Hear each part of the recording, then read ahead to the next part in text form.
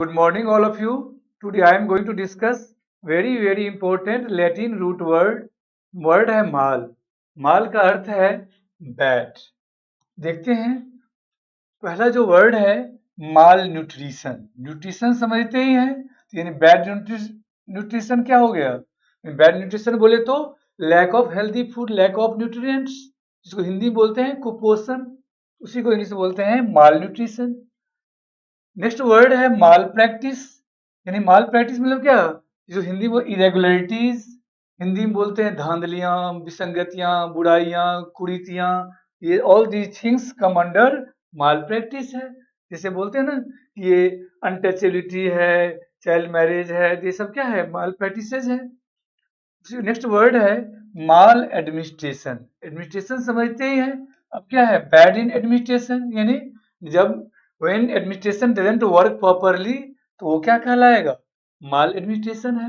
Government system administration अगर अच्छे से काम नहीं करती है, उसको हम क्या बोलेंगे? माल एडमिनिस्ट्रेशन है। नेक्स्ट वर्ड है माल गवर्नेंस। हाँ भी गवर्नेंस समझते ही हैं। बैड गवर्नेंस, माल गवर्नेंस मीन्स क्या? इन बैड गवर्नेंस सरकार सही से काम नहीं कर रही है, लॉलेसनेस है, प्रॉपर लोगों के कंप्लेन को सुनी नहीं जा रही है, और people's problems are not addressed by the government, उसको हम बोलेंगे माल गवर्नेंस है। नेक्स्ट वर्ड है माल फंक्शन। बार बार न्यूज में आता है, due to opposition is raising the issue of the malfunctioning in the EVM. Malfunctioning मतलब क्या? When system doesn't work in misfunction या failure to function properly, तो उसको हम क्या बोलेंगे? malfunctioning है। नेक्स्ट वर्ड है मेलेडी। आप देखते होंगे बार बार इलनेस, डिजीज, सिकनेस, जैसे बार बार बोलते हैं कि ये बीमारी बहुत गहरी है। इट शोज, कई सारे करप्शन के केस में न्यूज हाईलाइट होता है कि कोर्ट का डिसीजन आया है कि it's reflects that the melody is deep rooted. तो मेलेडी का अर्थ है इलनेस, डिजीज या सिकनेस, बीमारी, जो बोलते बीमार। नेक्स्ट वर्ड है मलिंगर। मलिंगर बोलते हैं काइंड ऑफ सर्क, और ये सर्क वर्ब है, उसी से बना सर्कर। हिंदी में बोलते हैं कामचोर। बार बार न्यूज में आता है, यह कहकर सरकार अपनी जिम्मेवारी से नहीं बच सकती है। By saying this government can not, और by saying this administration can not shirk from its responsibility. इसी को हिंदी में बोलते हैं मलिंगर। तो यहाँ भी क्या है? Pretend illness specially to avoid work, यानी कोई जिसको काम नहीं करना होता क्या बोलते? बीमार हूं, ये हो गया, इसी चीज को बोलते हैं इंग्लिश में मलिंगर है। नेक्स्ट वर्ड है मलिग्नेंट, यानी एविल या फुल ऑफ एविल या अनकाइंड, इस तरह का जो नेचर है, तो उसको हम बोलते हैं मेलिग्नेंट है। ठीक है। नेक्स्ट वर्ड है मालवोलेंट। हमने पढ़ा था पहले बेनीवोलेंट, तो अब ये वर्ड है यहाँ पर मालवोलेंट। बेनीवोलेंट क्या था? जैसे कोई ब्लेसिंग देते हैं, गुड विश करते हैं, may God give you success, progress. ठीक उसका उल्टा है माल और मेल। यहाँ पर क्या है? हार्मफुल वांटिंग या कॉज हार्म, जैसे किसी को बददुआ देते हैं, go to curse, may you go to hello.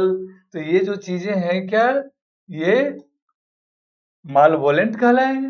किसी के बारे में बुरा सोचते हैं, इल विल है।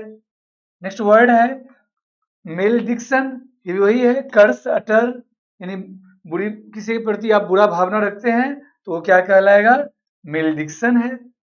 नेक्स्ट वर्ड है मेल फैक्टर, यानी मेल का भी अर्थ क्या है? Bad, wrong, one who does wrong work, criminal, goons, तो उनको हम क्या बोलेंगे? One who does wrong word और मेल फैक्शन, तो वही क्या है? मेल फैक्टर है। और जो आदमी मेल फैक्टर है, उसके काम को क्या बोलते हैं? Mail faction.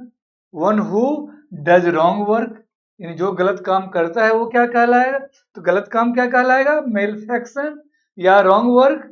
और जो करने वाला क्या कहलाएगा? मेल फैक्टर और wrongdoer, criminal, goons. Next word है मेलफिसेंट। मेलफिसेंट का भी अर्थ है रॉन्ग, इविल या हार्मफुल, अनकाइंड। ये जो सारा चीज है क्या है? मेलफिसेंट है। उसी तरह से वर्ड एक और भी है जिससे वर्ड और आता है मेलिफिक, मेलिफिक, तो उसका भी अर्थ नेगेटिव है। In all this reflect negative quality, malefic intention, malefic views, यानी क्या, बैड, इल, नेगेटिव, हार्मफुल, अनकाइंड, तो ये क्या है, मेलिफिक है। आई होप कि मेल और माल देखते ही आप इजीली समझ जाएंगे कि यहाँ पर एग्जाम में, बुक में, मैगजीन में मिलेगा, आप very easily you can understand. Just you need to visualize all these word in your mind and you should try to use in your day-to-day communication, use in day-to-day thinking, so that all will go words go in your permanent memory.